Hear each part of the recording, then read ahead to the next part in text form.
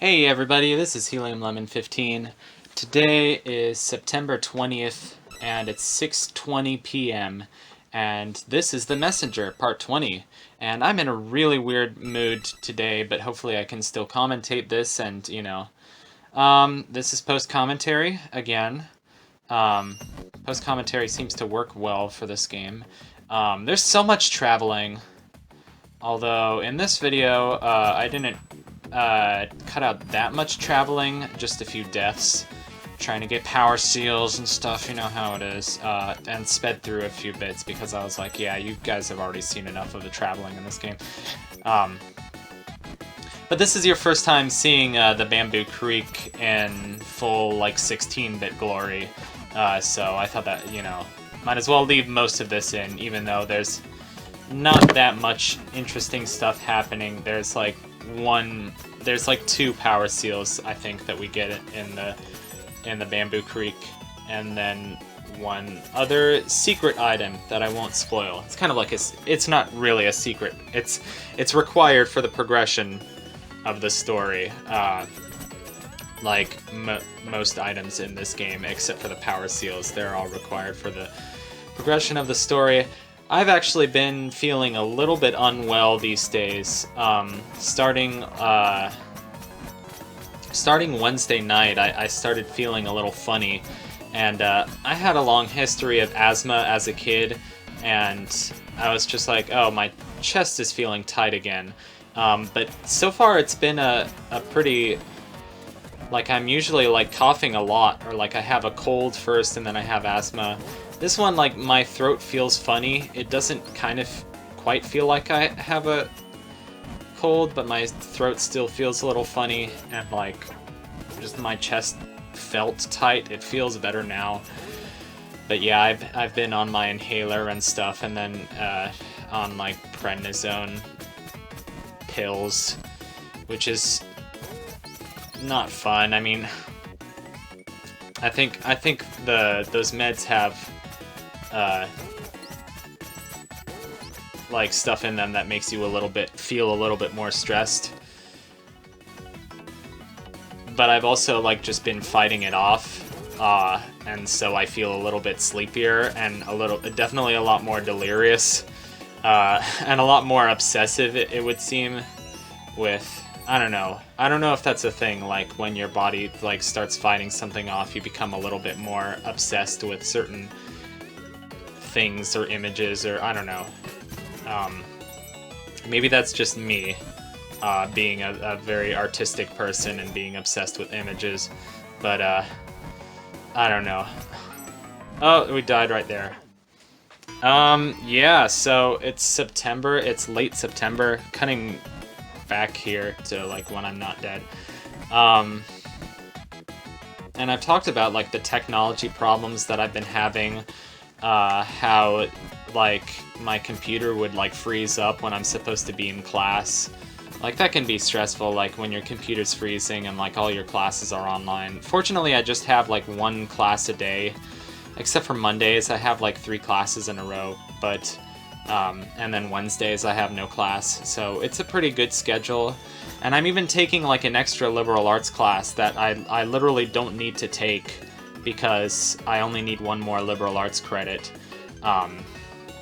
But I was like, I don't want to be bored out of my freaking mind, so I'm gonna take an extra liberal arts class. I'm not even sure if I like this class this much. It's this creative nonfiction class where you have to, like, basically write short essays about your life, and I'm like, I don't know, it's scary. It's like, for me, it's scary, like, sharing about my life, especially in, like, an essay format. I mean, it's not really an essay format, it's kind of like, he gives you, like, 7 minutes to write these things, or it feels a lot longer than 7 minutes, because the time in that class just kind of, it's mostly writing and no talking, so the time seems to drag on, especially if I don't really want to write anything. But the cool thing is that it doesn't always have to be about my life. It can be about my friends' lives, or it can be about my parents' lives, but that makes it even harder. here's that nice screen where it's like, you know, it's just nature sounds and it's just like a waterfall. And nature is pretty neat. My gosh, I haven't watched that video in years and I still reference it. Oh yeah, and it's late September and it got cold. Like, I don't know about like other parts of the world, but here in New York, like it got cold really quickly. Like, it still felt like summer, and then it was like, oh hello, 60 degrees, and like my apartment's actually cold now, and you know, the apartment, not that I own, but that I live in with my parents, it's cold, man. Like, I'm actually wearing a hooded sweatshirt. I don't know when the last time I wore a hooded sweatshirt was, you know, for cold weather reasons, but it always, like, I'm sure it's, oh, death. I'm sure it's this way for a lot of people, but it always means a lot to me, like the first day of the year, you know, you make it through that like May to September stretch of warm weather, and then it's like, oh boy, how soon will we have to start turning on the heater or wearing warm clothes? And it's like, you know, that first day, you know, you don't want summer to end, but eventually you have to start wearing jeans. So, but I like autumn, so autumn is going to be fun, I hope. And it's already starting to feel like autumn. I'm really already calling it autumn. I guess tomorrow is the official first day of autumn, September 21st. And it already is starting to feel like autumn because, like, my mom sometimes, like, does these aromatherapy things for our house. And she has, like, under our piano, she has, like, this little basket of, like, cinnamon-covered pine cones. They honestly, to me, they smell more like cloves than cinnamon, but I don't know if that matters. And yes, we're down to 1 health, and we have to make it through this room, but it's... I think it's gonna be okay. Yes, I've edited this footage already, so I know it's gonna be okay, but I don't want to spoil that for you. Autumn is also a good time to watch ASMR videos. Well, because it can be stressful with the beginning of school, but it seems like a lot of people, like, on YouTube who are into that kind of thing, they're like, oh, it's very autumn and it's very cozy, and I don't know, it just seems like a nice place, like, as long as it's not too, like, weird or, like, nasty. Like, the ASMR community is actually a pretty cool place, like, especially, like, Goodnight Moon, like, she has this whole series where she, like, she runs, like, a tavern or, like, an inn or something, and she hand writes all these incredible letters from, like, in the imaginary villagers of this town. Anyway, I can't explain it very well. This is claustrophobia, or claustro the Phobekin. Phobekin, yeah. And yes, this... that's what, the second out of the 4 Phobekins, and you have to find all of them to rebuild the bridge to the Forlorn Temple. And they are in very out of the way spots, so yeah, but that's 2 out of 4. So yeah, I was talking in another video about, like, trying to predict exactly how many videos, because I like doing that with my playthroughs sometimes. I like to try to predict like the amount of videos it will take me to get to the end of a game, and I almost always overshoot by, like, a small amount. Like, I think I definitely, like, overshot when I was doing Lost Winds. I was like, oh, Lost Winds will take me like 10 or 12 parts. Actually, that's exactly how many it took. I think it took exactly 12 parts when I did Lost Winds Winter of the Melodious, but I was like, oh, it'll take me like 16 parts. No, it was more like 12. This one, I feel like it's definitely gonna get up to 25, so it might go up to 30. It might. So, just to be safe, I'll say, like, oh, this is gonna take 31 parts. Give a really exact, I don't know, 31. 31 is cool. 31's like a prime number, right? Need anything? Okay, when I was playing this, I was, like, confused. Come on, get the upgrade. No. I was confused because, like, he's supposed to give you hints. Basically what the shopkeeper does is you look at your map and you look at the prophecy. And the prophecy is kind of like a hint, but it's vague enough that you got to do the work and interpret it yourself. But if you want to come into the shop and like spend money, like the shopkeeper will give you a hint, and by that he just means like putting a little like X marks the spot on your map, like where you're supposed to go. So you just, go there.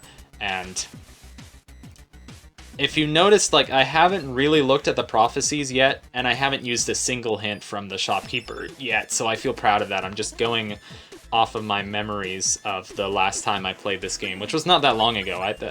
I beat this game for my first time in March of this year, or maybe early April, and now I'm just playing it again, and this is my second playthrough ever. So yeah, it's pretty fun. Definitely love this game and would recommend to any fans of action platformers, although it's not a good Metroidvania according to Cannot Be Tamed, and like I get that. The travel can be very frustrating. You get to a part of the map where it's like, oh, I'm supposed to be I'm in the wrong time period, and this path is blocked off unless I'm in the right time period, and it's like, well, I gotta go out of my way to change the time period, and it's like, that's fair. That's kind of how Metroidvanias are designed anyway, but I think it's more than that. It's like the teleport system is good, but not great. There's not enough like teleports. It's like, I think the suggestion that Snowman Gaming had was like, have the teleport go to like any of the shops, or have you be able to teleport between shops. Maybe between shops would be a bit too overkill, but like, I don't know, just have something like that. Anyway, this power seal looks fun, doesn't it? You got a whole bunch of spiky balls, and actually, are those called juggernauts? It might be called juggernauts. Anyway. And I'm gonna die, so after I die, I'm gonna take a quick water break. 12 minutes and 43 seconds. Windows Movie Maker is a weird program. At least the version of it that I have right now. I got really frustrated with it earlier today because I was trying to edit together like a more professional video, so not a Helium Lemon video. And I got so frustrated. It kept doing all these weird things, like in Windows Movie Maker, basically on the left side of the screen, there's like, you can see the video that you're working on, and you can see it playing.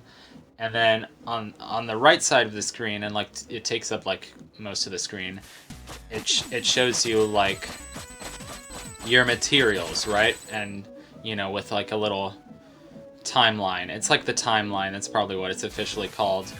And like the video, like the things in the timeline would just disappear, or they would just all turn black, and then I was like, what's happening? And suddenly I wouldn't be able to like interact with the elements in the video, I don't think. And I thought maybe it's just like, maybe I have too many captions and maybe too many little things in the video. I really don't know. This program has a brain of its own, and like, I really hate it when computers do irrational things. It just stresses me out, because computers are supposed to be tools that help us. And I don't know, I feel like video games, I'm so used to like, I want to complete an objective, and like, if I'm good enough and patient enough, I just do it. And like, the game abides by the rules that it's supposed to.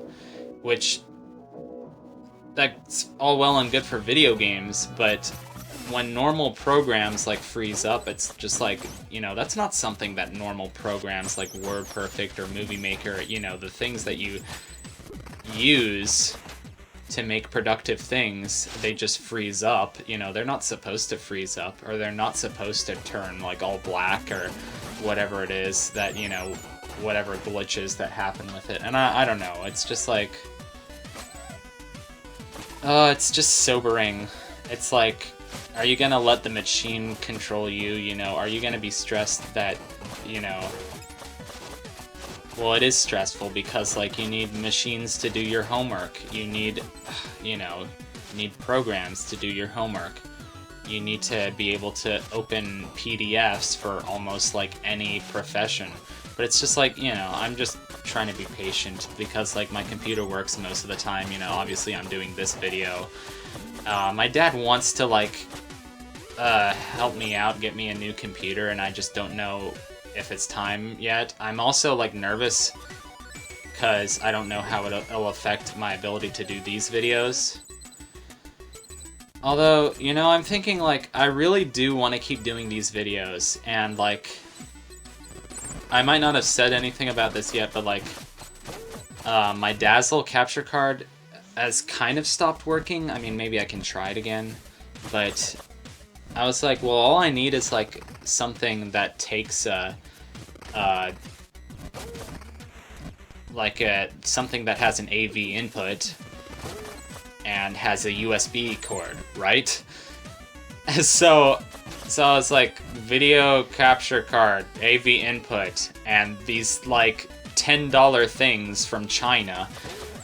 And I'm like, great, that's super cheap. You know, they're $10 or cheaper, or maybe they're like $12. But, you know, some of them were definitely as cheap as $10 or like $7. You know, they have to ship in from China, so I have to wait until November to, like, actually get it. But I figure I can wait that long.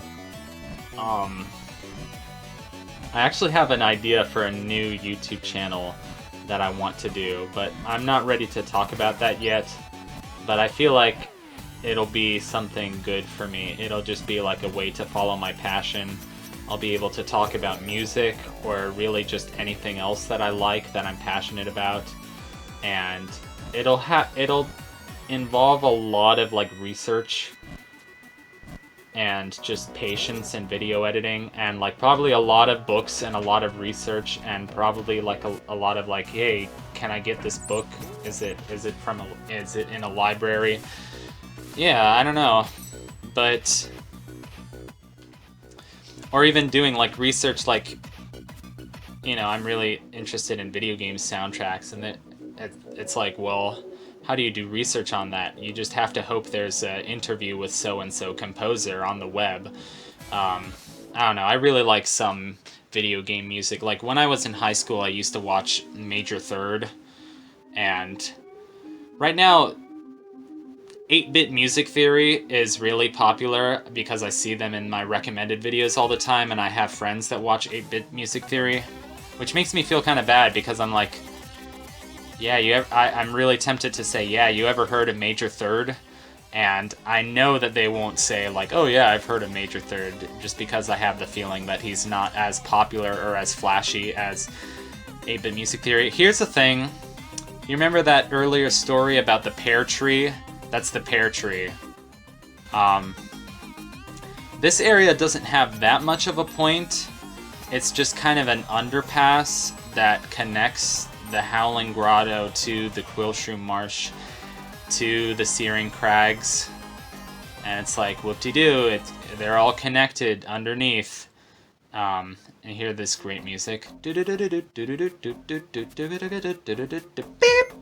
boop. Yeah, it's just these big rooms with a lot of wind. Okay, so speaking of wind, the prophecy on our map says it's something like where the wind chills the bones, an old foe, an old enemy is waiting against its will to help you out, or something like that. Oh, by the way, here's another Phobekin. Phobekin. We can't get it right now.